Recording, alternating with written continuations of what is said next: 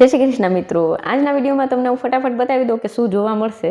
તો પહેલું તો આજે બુધવાર છે એટલે હું વજનનું અપડેટ દર બુધવારે બતાવું છું. તો આ બુધવારે પણ બતાવીશ. આ વખતે તો 3 દિવસ અમારા રહ્યા હતા ચીટિંગવાળા. તો જોઈએ શું થયું છે વજન, બરોબર છે, વધ્યું છે, ઘટ્યું છે કે એમનેમ છે કે શું છે.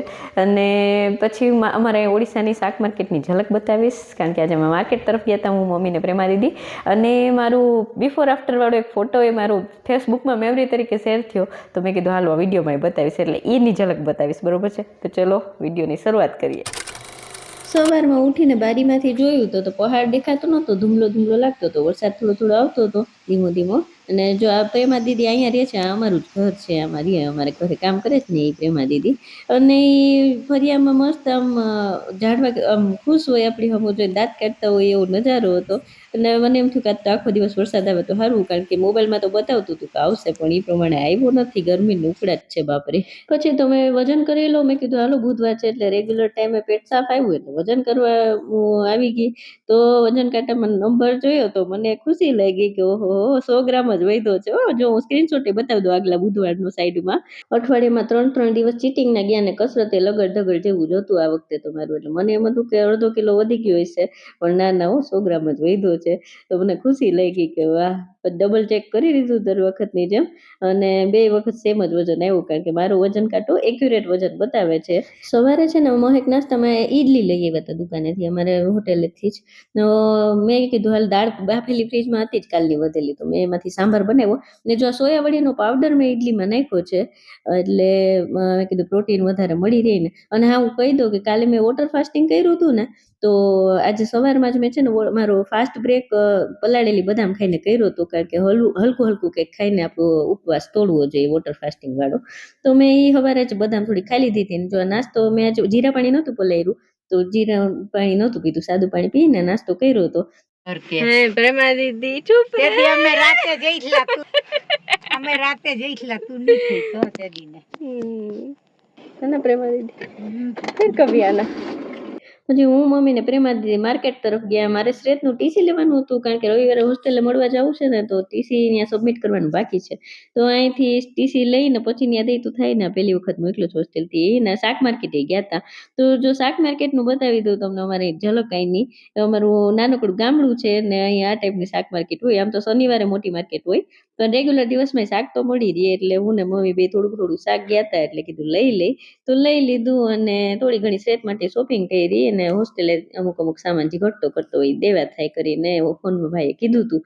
એટલે એ બધી વસ્તુ ખરીદી કરી લીધી ને શાકભાજી એ થોડું ઘણું લઈ લીધું.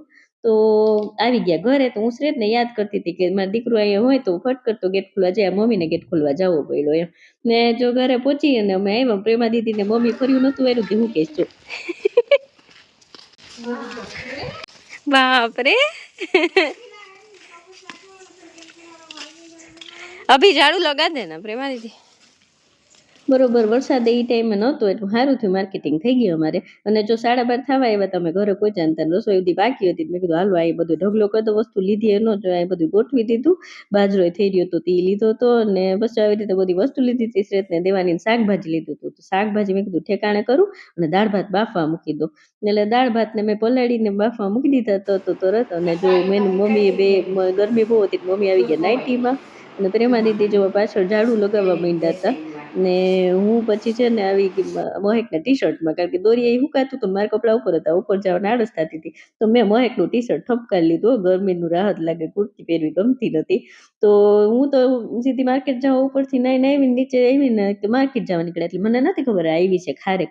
તો અમારે તો અહીં મળે નહીં ઓડિશામાં ખારેક, આ મહેકે રાયપુરથી મેળવી છે.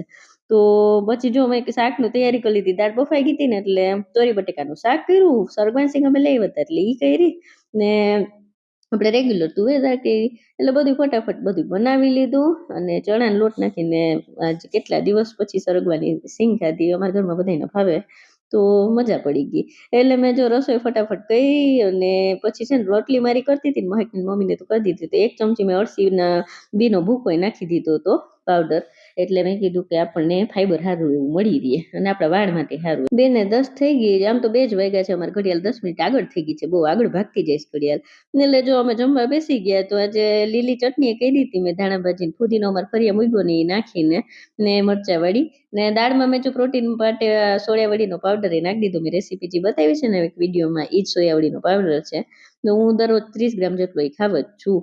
ને શાક ચોરી બટેકાનું ને એ બસ એ જ ખાધું હતું બધું. એને રોંઢે છે ને મેં એક્સરસાઇઝ કરીને આપણે આ મિક્સ સીડ લીધા બધાય અને ખજૂરની એક પેસી લીધી હતી, એ ખાધું હતું. અને આ મારી ઝલક જો હજી ફેસબુકમાં મેમરી શેર થઈને આજે તો મેં જોયું તો હું કેવી ટૂંટું નથી. અને આ હમણાં થોડાક દિવસ પહેલાનો જ ફોટો છે, આ મેં તે દિવસે વ્લોગમાં બતાવ્યો હતો જેથી પાડ્યો તેની. આ રહ્યું મારી આજની દિનચર્યાનું પોષણ મૂલ્ય દર્શાવતું કોષ્ટક, એટલે કે મારું ડાયટ ચાર્ટ. આ મુજબ જ મેં આખું દિવસ જે કંઈ ખાધું પીધું છે એ બધું આમાં બતાવ્યું છે, તમે સ્ક્રીનશોટ લઈ શકો છો. તો અહીંયા તો અમારે આખો દિવસમાં થોડો વરસાદ ચાલુ રહ્યો, બહુ વધારે નથી આવ્યો પણ ગરમી બહુ જ છે ઉકળાટ એમ. તો આપણે ત્યાં ગુજરાતમાં ક્યાં વરસાદ છે કે નથી કે શું છે જરા કમેન્ટમાં કહેજો તમે લોકો પણ. અને જે લોકો મારું રેગ્યુલર વિડીયો જોવે છે એ લોકોને ખૂબ ખૂબ આભાર, અને વિડીયોને લાઇક કરી દેજો એવી રિક્વેસ્ટ, બરાબર છે. અને જે લોકો નવા આવ્યા છે એ મારી પ્રામાણિક સફરમાં જોડાવા માટે, અને તમને વિશ્વાસ ન હોય કે મારી 100% પારદર્શક પ્રામાણિક સફર છે વેટ લોસની, તો તમે મારા બીજા પણ વિડીયો જોઈ શકો છો. અને જોયા પછી જ વિડીયોને નહીં સોરી મારી ચેનલને સબસ્ક્રાઈબ કરીને બેલ આઇકન દબાવજો, જેથી તમને મારા દરેક વિડીયોની નોટિફિકેશન મળે, બરાબર છે. એટલે ચલો રેડ ક્રોસ માર્ક કરી લઈએ. ચલો આજે 15 જુલાઈ 2026 બુધવાર, રેડ ક્રોસ માર્કનું નિશાન, કારણ કે આજનો દિવસ પણ મારું મેં જેવું સોચ્યું તેવો જ ગયો છે. અને એક્સરસાઇઝ એક મેં છે ને ડિસ્ક્રિપ્શન બોક્સમાં લીખી નહીં આપું, કારણ કે આજે મેં મારી રીતે મને આવડી એવી એક્સરસાઇઝ કરી હતી, બરાબર છે. એટલે ફરી પાછા મળીએ આવતીકાલે રાત્રે 10 વાગે. ત્યાં સુધી ચમકતી ચાંદીને રજા આપો. જય શ્રી કૃષ્ણ. ખુદની તબિયતનું ધ્યાન રાખજો, પરિવારના બધાનું ધ્યાન રાખજો. ઓકે, બાય, જય શ્રી કૃષ્ણ, ગુડ નાઇટ.